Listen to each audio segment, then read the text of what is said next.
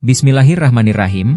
Dengan mengucapkan syukur alhamdulillah, kita panjatkan puji syukur kehadirat Allah Subhanahu wa Ta'ala, Tuhan yang Maha Esa, yang telah memberikan kita kesempatan untuk mendengarkan kitab Islami dalam kitabun majelis ini. Pembahasan kali ini dari kitab Al-Fath Al-Rabbani karya Syaikh Muhyiddin Abdul Qadir Jailani. Majelis 19, takut kepada Allah Subhanahu wa Ta'ala. Pada hari Selasa sore, tanggal 18 Zulkadah 545H di Madrasah, Syaikh Abdul Qadir Jailani berkata, sudah seharusnya Allah Subhanahu wa Ta'ala ditakuti dan diharapkan, meskipun seandainya Dia tidak menciptakan surga dan neraka. Taatilah Dia demi mencari wajah-Nya tanpa harus mengingat karunia dan siksanya. Menaatinya berarti menjalankan segala perintah-Nya dan menjauhi segala larangan-Nya serta bersabar dalam menerima setiap takdir-Nya. Taubatlah kepadanya, menangislah di pangkuannya, merendahlah di hadapannya dengan genangan air mata dan hatimu. Tangisan adalah ibadah sebagai bukti puncaknya kerendahan hati. Apabila engkau meninggal dunia dalam keadaan bertaubat, diiringi niat yang syalih dan tengah melakukan amal kebajikan, maka Allah Subhanahu wa Ta'ala memberikan manfaat kepadamu. Allah akan menuntut orang-orang yang zalim, rahmat dan kasih sayangnya adalah untuk orang-orang yang taat kepadanya. Oleh karena itu, hendaklah engkau mencintainya di dunia dan di akhirat. Jadikanlah kecintaan kepadanya sebagai satu hal yang paling penting bagi dirimu. Itulah yang akan memberikan manfaat kepadamu. Setiap makhluk menginginkanmu bagi mereka, sedangkan Allah menginginkan engkau bagi engkau sendiri. Karena Allah Maha Kaya, dan semua membutuhkan Dia. Wahai manusia, tidakkah engkau merasa bahwa dirimu mengaku Tuhan? Nafsumu sangat sombong kepada Tuhanmu.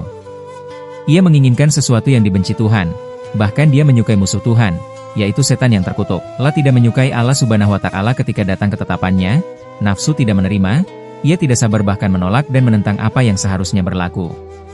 Ia tidak mau menyerahkan diri seutuhnya, ia mereka cukup dengan nama Islam saja. Hal itu tidak ada gunanya dan dia tidak akan memperoleh manfaat sedikitpun. Wahai muridku, tetaplah takut pada Allah dan jangan panjang angan-angan sehingga engkau berjumpa dengan Tuhanmu dan hatimu teguh di hadapannya. Allah akan memberikan jaminan keamanan di tanganmu. Pada saat itulah engkau akan mendapati kebaikan yang melimpah di sisinya. Apabila engkau telah mendapat jaminan keamanan, maka engkau akan merasa tenang, karena itu pemberiannya dan jika Dia memberi, Dia tidak akan mencabutnya kembali. Apabila Allah Subhanahu wa Ta'ala telah memilih hambanya, maka Dia akan mendekap dan merengkuhnya. Setiap kali hamba itu merasa takut kepadanya, Dia akan menghilangkan rasa takut itu dan menyisipkan rasa tenang ke dalam hatinya. Hal itu menjadi bukti antara dirinya dengan Dia. Celakalah engkau wahai orang yang bodoh. Engkau telah berpaling dari Allah Azza wa Jalla dan sibuk mengabdi kepada manusia. Kaum sufi menyibukkan dirinya untuk khidmat kepada Allah Azza wa Jalla, sehingga hati mereka mendekat kepadanya dan ma'rifat terhadapnya. Apabila dia telah ma'rifat kepada Allah Subhanahu wa Ta'ala dan telah tunai memerangi hawa nafsu, watak dan segala keinginan setan, serta melepaskan seluruh yang terkait dengan dunia, dan telah dibukakan pintu kedekatakannya, dia dipinta untuk melaksanakan tugas. Dikatakan kepadanya, kembalilah engkau ke belakang, sibukkan dirimu untuk membantu manusia. Tunjukkan kepada mereka jalan menuju kepada kami. Layani mereka yang tengah mencari kami. Engkau lupa atas apa yang ada pada manusia, engkau menyambungkan cahaya dengan kegelapan dalam mengikuti hawa nafsu yang menjadi musuh bagimu, engkau merelakan keluargamu berada dalam murka Tuhanmu. Banyak orang yang mendahulukan kesenangan istri dan keluarga daripada ridha Tuhannya. Aku melihat gerakan dan diammu, setiap cita-citamu adalah untuk nafsumu, istrimu, dan anak-anakmu. Tidak ada sedikitpun keinginan yang engkau tujukan untuk Tuhanmu. Celakalah engkau. Engkau bukanlah seorang kesatria. Seorang laki-laki pemberani yang sempurna Allah yang tidak beramal untuk seorang pun kecuali untuk Allah Azza wa Jalla. Kedua matamu telah buta dan nuranimu telah kotor. Engkau terhalang dari Tuhanmu, tapi engkau tidak menyadarinya. Oleh karena itu sebagian mereka mengatakan, celaka bagi orang-orang yang terhijab, yang tidak menyadari bahwa mereka terhijab. Mereka berada dalam kebinasaan, tetapi mereka tidak menyadarinya sama sekali.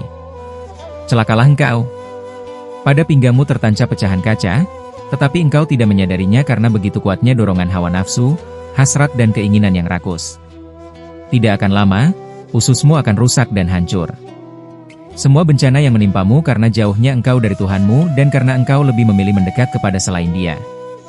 Apabila engkau benar-benar mengenal makhluk, tentu engkau akan membenci mereka dan lebih memilih mencintai penciptanya. sebagaimana Rasulullah Shallallahu Alaihi Wasallam memperingatkan, cermatilah dahulu, maka engkau akan membencinya. Yakni engkau mencintai dan membenci tanpa diuji. Akal itu diuji, padahal engkau tidak mempunyai akal. Hati itu diuji, tetap engkau tidak mempunyai hati. Hati itu berpikir berzikir, dan menerima nasihat. Allah Subhanahu wa Ta'ala berfirman, sesungguhnya pada yang demikian itu benar-benar terdapat peringatan bagi orang-orang yang mempunyai hati atau yang menggunakan pendengarannya, sedang dia menyaksikannya. Quran Surat Ka'af, 37. Akal berubah menjadi hati, hati berpindah menjadi nurani, nurani akan berpindah kepada fana lalu kepada wujud. Nabi Adam alaihi salam dan seluruh nabi memiliki syahwat dan keinginan, hanya saja mereka menentang hawa nafsunya demi mencari keridaan Tuhannya. Ketika di surga, Adam mempunyai keinginan, lalu berbuat satu kesalahan. Kemudian dia bertaubat dan tidak pernah berbuat kesalahan lagi. Keinginannya saat itu sangat terpuji, yaitu menginginkan agar dia tidak berpisah dengan Tuhannya. Para nabi senantiasa menolak dan menahan keinginan yang lahir dari hawa nafsu, watak dan syahwat mereka. Sehingga mereka bertemu dengan para malaikat karena mereka banyak bermujahadah melawan hawa nafsu. Para nabi, rasul dan para wali selalu bersabar, oleh karena itu, kesabaran mereka patut untuk dijadikan contoh.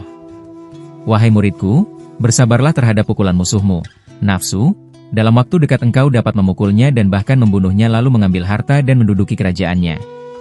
Wahai muridku, berjuanglah agar engkau tidak menyakiti seseorang dan murnikanlah niatmu terhadap siapapun, atau kecuali syariat memerintahkanmu untuk menyakitinya, dan itu akan menjadi nilai ibadah bagimu. Orang-orang berakal yang sungguh-sungguh dan para syiddiqin telah meniupkan sangkakala kiamat bagi nafsu mereka. Mereka telah berpaling dari dunia dan segala keinginannya, mereka meniti jalan yang lurus dengan kebenaran. Mereka berjalan dengan hati hingga sampai di hadapan pintu surga. Mereka berdiri di jalan itu seraya berkata, kami tidak akan makan dan minum sendiri, karena seorang pemurah tidak makan dan minum sendiri.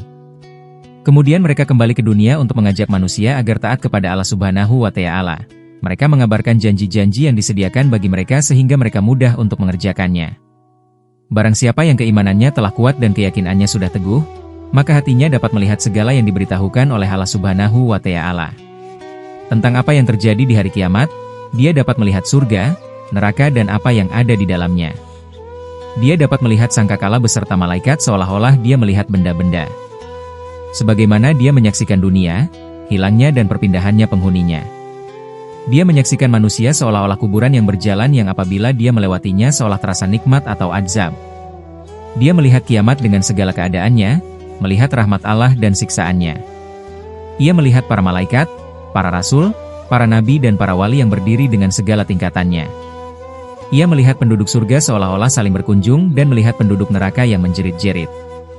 Barang siapa yang benar pandangannya, maka dia akan melihat manusia dengan mata kepalanya, melihat perbuatan Allah terhadap manusia dengan mata hatinya, dia melihat apa yang diperbuat Allah atas mereka.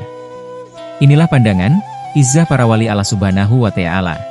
Apabila dia melihat seseorang maka dia melihat lahirnya dengan mata kepala, melihat batinnya dengan mata hatinya dan melihat Tuhannya dengan nuraninya. Barang siapa yang melayani maka dia akan dilayani. Apabila tangan takdir telah datang kepadanya, maka dia akan menerimanya sepenuh hati, meskipun dibawa ke daratan ataupun ke lautan, ke hilir atau ke hulu, memakan yang pahit ataupun yang manis.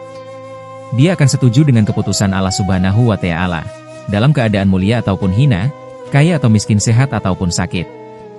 Dia akan berjalan seiring dengan kehendak takdir. Sehingga ketika angan takdir sudah tahu bahwa dia turun karena kelelahan, maka Allah Subhanahu wa Ta'ala akan menaikkan derajatnya. Ia akan dilayani dan ditaati karena kedekatannya kepada Allah Subhanahu wa Ta'ala dan kemuliaannya untuknya. Semua diperolehnya karena mujahadah yang telah ia lakukan terhadap hawa nafsu, keinginan dan godaan setan.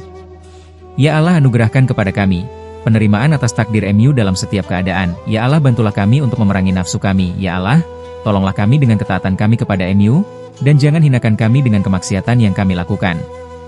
Ya Tuhan kami, berilah kami kebaikan dunia dan kebaikan akhirat, dan peliharalah kami dari siksa api neraka. Amin ya Rabbal Alamin. Berlanjut ke pembahasan selanjutnya.